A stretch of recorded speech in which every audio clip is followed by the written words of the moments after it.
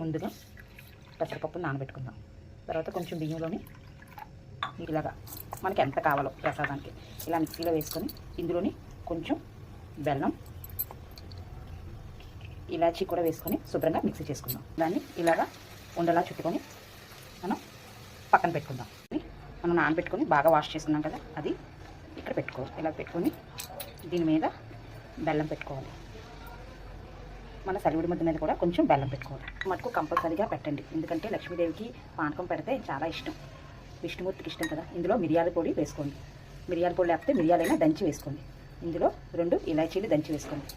ఇప్పుడు మనం ఇందులో బెల్లం కొంచెం వేసుకోండి, రుచికి తగ్గట్టు వేసుకొని బాగా బెల్లం కరిగినంత పెట్టుకుందాం. ఇందులోని తులసాకు వేసుకుందాం. ఒక చిన్న చిన్న ముక్కలైనా తులసాకు వేసుకోవాలి, వేసుకుంటే ప్రసాదం. సరేనా ఫ్రెండ్స్, ఉంటాను. ఇది మీ అందరికీ తెలుసు, అయినా కూడా అలా. Okay, please subscribe. బాయ్.